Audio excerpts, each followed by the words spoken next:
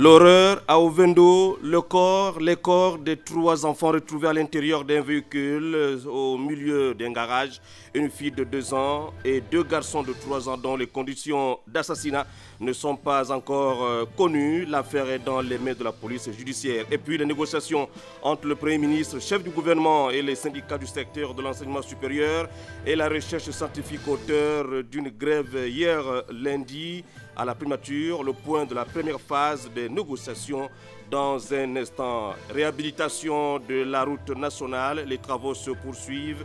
Bien, objectif, désenclaver l'ensemble du Gabon à l'horizon 2016. Madame, Monsieur, bonsoir et merci de renouveler votre confiance à la première chaîne de télévision gabonaise en ouverture de cette session principale d'information. Ces 3 enfants retrouvés morts hier soir dans un véhicule dans la commune d'Ovendo. Les causes du décès de ces tout-petits ne sont pas encore connues. Dans tout le cas, la police judiciaire a ouvert une enquête qui se poursuit. Voici les faits sur les lieux tels que constatés par Cherel Annabelle Bungota et Victor Mundunga. Jamais pareille histoire n'avait été vécue ici, dans cette partie du quartier derrière la pédiatrie. C'est l'histoire de ce jour noir de 3 familles expatriées qui perdaient à jamais chacune un enfant. Mariama, 2 ans, Youssouf, 2 ans et demi et Tegra, 3 ans et demi. Comme à leur habitude, en ce 4 février, en fin de matinée, les 3 enfants sortis des maisons familiales se précipitent dans la cour. Certainement pour leurs activités quotidiennes, les jeux, non loin de leur domicile. Hélas, ils ne reviendront plus jamais. C'est ici, dans ce garage, précisément dans ce véhicule de marque BMW, hors d'usage, qu'ont été découverts leurs corps sans vie, aux environs de 16 heures. Je vois les gens en train de courir. Oh, on a trouvé 3 enfants, on a tué 3 enfants, on les a mis dans la voiture. J'ai commencé à venir en pleurant. J'ai commencé à pleurer, mon enfant est où, mon enfant est où? J'ai vu trouver mon enfant allongé dans la voiture, j'ai commencé à pleurer, mon Dieu. J'ai fait quoi, mon enfant est mort. On m'a volé là, mon enfant à domicile. Comment s'y sont-ils retrouvés? Combien de temps avaient-ils passé dans ce véhicule avant d'être découverts? Existerait-il une possibilité qu'ils s'y soient déposés juste après avoir été tués?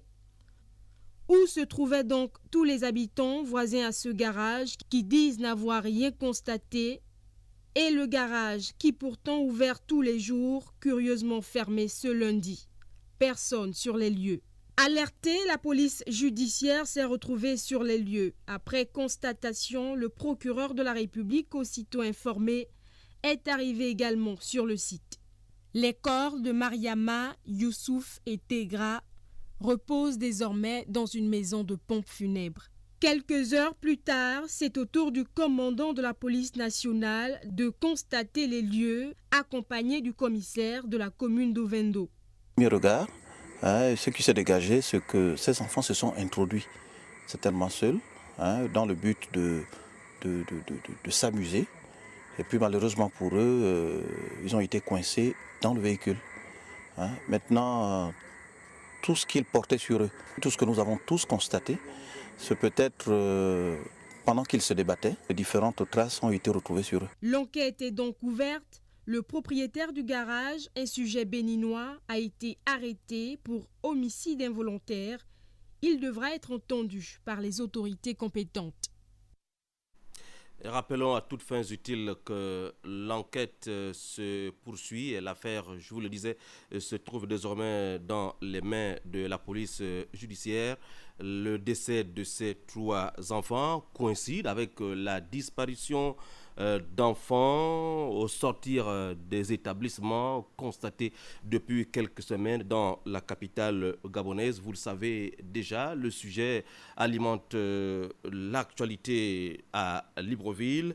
Un tour d'horizon sur la question suscite aujourd'hui de nombreuses interrogations sur les mobiles des auteurs de ces enlèvements dans la capitale gabonaise. Constat sur le terrain Belin Bekita, Joseph Biyogi. L'enlèvement et la disparition d'enfants au sortir des établissements primaires de la capitale gabonaise, le phénomène refait surface avec une périodicité inquiétante. Une situation qui plonge du coup les principaux acteurs de l'univers scolaire dans la stupeur, d'autant que la vie d'un enfant, être cher et unique, est précieuse. Ce phénomène prive la société et la famille d'un élément plein d'avenir et d'entrain.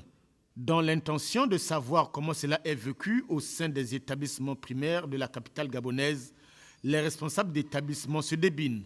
Une manière de requérir un accord préalable de la tutelle en dépit du caractère urgent et imprévisible de l'actualité. Le chef ne m'a pas donné le droit, si vous voulez, qu'il se rapproche de la police judiciaire.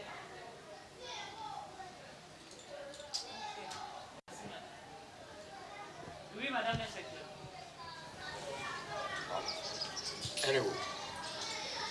La deuxième liste alors. Le phénomène interpelle les associations des parents d'élèves et les tuteurs sur l'impérieuse nécessité d'accompagner leur progéniture et de veiller à leur sécurité. Un rebondissement qui remet au goût du jour la question sur les crimes rituels dont les sessions criminelles ont révélé à la face des Gabonais le caractère crapuleux de pareils agissements. Prudence à tous. Tout autre chose à présent avec la réhabilitation de la route nationale 1. Les travaux se poursuivent bien. L'objectif visé par les plus hautes autorités gabonaises, désenclaver l'ensemble du Gabon à l'horizon 2016. En tout cas, la mise en œuvre de ce programme devrait permettre une meilleure fluidité des transports et services alternatifs vers l'intérieur du pays. Bienvenue Minko, Cédric Alika, Armand Djenga, Moupende. Route nationale 1, carrefour du PK12. À côté des étals et des commerces anarchiques qui se développent ici, des engins de la société en traco sont à pied d'œuvre. Visiblement, l'espace prévu pour abriter un carrefour moderne se dévoile progressivement. La mise en place d'un réseau d'infrastructures de transport est l'une des priorités du président de la République. Voilà, c'est ce qu'on demande au président, de faire un effort, comme au Sud là-bas. Au Sud, c'est bon. La rénovation de la route nationale 1 est bien en marche. À terme, 2 fois 2 voies sont prévues sur l'axe Libreville-Ntoum. L'amélioration des infrastructures de transport devrait permettre de favoriser la connectivité entre Libreville et l'intérieur du pays. Ici, le projet d'élargissement de la route s'appuie sur des travaux d'infrastructure existants. Environ 70% des investissements dans le secteur du transport sont consacrés à la mise en place d'un réseau d'infrastructures routières de qualité. Ça nous arrange, nous sommes tellement contents.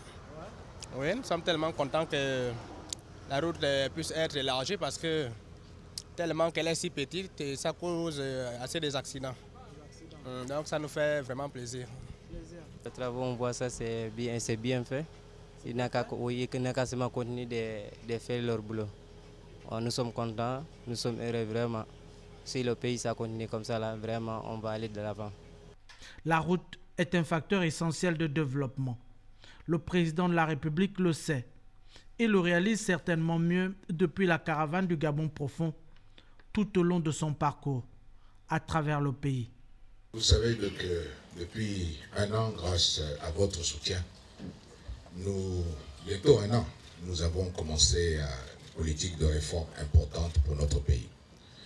Ces réformes prennent un peu de temps, mais comme je l'ai déjà dit, et je vous le répète, vous savez, quand on construit, on commence par le soubassement, les fondations, et ce n'est pas la partie qui est visible. La partie qui est visible, c'est après celle qui sort de terre.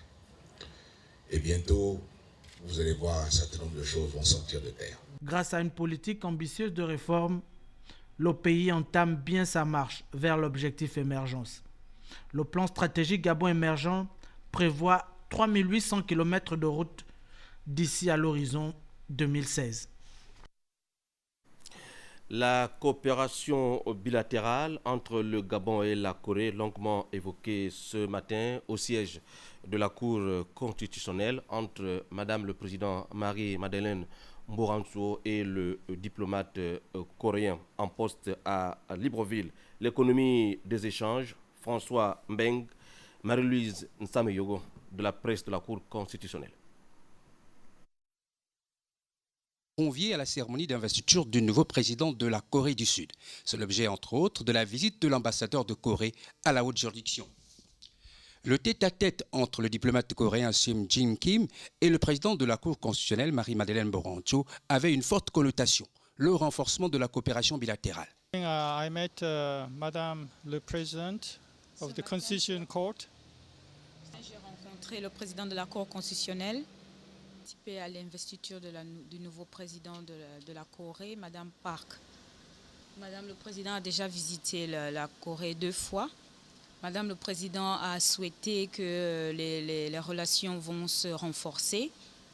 Nous allons bientôt avoir un nouveau président de la Cour constitutionnelle. Aussi, dans le cadre des relations bilatérales, un certain nombre de projets concluants se matérialisent, tels qu'une nouvelle raffinerie à Port-Gentil. Last 3 years, Korean government and company. Les sociétés coréennes se sont engagées à investir au Gabon pour les relations qui existent entre la Corée et le Gabon. Le plus grand projet que nous avons entamé, c'est leur nouvelle raffinerie qui sera à Port-Gentil. Le gouvernement coréen, les sociétés coréennes vont faire tout pour construire une nouvelle raffinerie de performance. Le président de la Cour constitutionnelle s'est réjoui de cette rencontre. Pour ce faire, elle n'a pas manqué de présenter les compétences de la Cour. L'ambassadeur de Corée effectue ainsi sa deuxième visite à l'institution en 3 ans. Le Premier ministre, chef du gouvernement, M. Raymond Ndonksima, a ouvert ce matin à la primature les négociations avec les syndicats du secteur de l'enseignement supérieur et la recherche scientifique, auteur d'une grève lancée hier lundi. Vous le savez, la première phase des discussions a permis de lever ce matin et tout doute sur les efforts consentis par le gouvernement depuis 2012. Olivier Antonio Edgar Nziembidoukaga. Autour du Premier ministre, les ministres du budget et délégués à l'enseignement supérieur et les leaders syndicaux des enseignants-chercheurs. Dès l'ouverture des débats, on a créé les contradictions entre le SNEC, qui tentait de sous-estimer les efforts consentis par le gouvernement sur les 4 points à l'origine du bras de fer depuis toujours. S'agissant des régulations des situations administratives, c'était un problème de droit. D'ailleurs même, c'est Madame le ministre du Budget qui l'avait dit.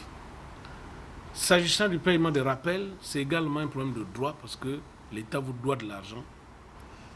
Ce qui est d'Agondje, ça relève du droit également parce que c'est inscrit dans la loi de finances. Donc les 3 points qui avaient été retenus à l'époque, c'est des points qui relevaient du droit. Le Premier ministre qui venait préciser le caractère négociable des points du cahier de revendication. Si c'était seulement des points de droit, comment se fait-il que je me sois retrouvé à faire des corrections sur les dossiers qui datent de 1984-1985 ? Quand on parle de régularisation des situations administratives, on oublie de dire que la base des calculs des rappels, c'est d'abord la régulation des situations administratives. En ce qui me concerne, j'aime mieux ne pas parler de la situation en Ngondje. Parce que je peux vous poser la question, est-ce que la situation en Ngondje est une situation de droit? Ou bien ça résulte d'une décision que le chef de l'État a prise en direction d'une enseignante? Je rappelle que c'est depuis que je suis ici à la primature, j'ai fait payer l'année dernière 2 milliards en demandant au ministre du Budget de payer à la SCI que vous aviez constituée 2 milliards qui venaient s'ajouter à ce qui avait été payé antérieurement. Ça a été décidé par le chef de l'État qui nous a quittés. C'était normal que ça soit une promesse respectée. Et finalement, le devoir d'honnêteté intellectuelle auquel était tenu le SNEC. Nous saluons les efforts, nous reconnaissons les efforts, Monsieur le Premier ministre, puisque, comme nous vous l'avons dit déjà, un certain nombre d'efforts ont été faits sur le plan infrastructurel au niveau des universités. Nous le voyons clairement. Cela démontre clairement aussi l'engagement de l'État à transformer le système éducatif gabonais, à améliorer les conditions de travail. Les pendules mises à l'heure, toutes les parties de tension n'ont pas reprise, mais ici continue avec le gouvernement parce que ouverte depuis mars 2012. Mais nous sommes rentrés en grève pour ce point. Nous sortirons également de la grève par rapport à ce point. Je suis disponible à à engager les discussions à partir de demain. Le Premier ministre a invité le SNEC à convenir du chronogramme et de la méthodologie de travail. Jerry Mbougou Bivugou coordonnait cette session d'information. Merci de l'avoir regardé. À demain 20h.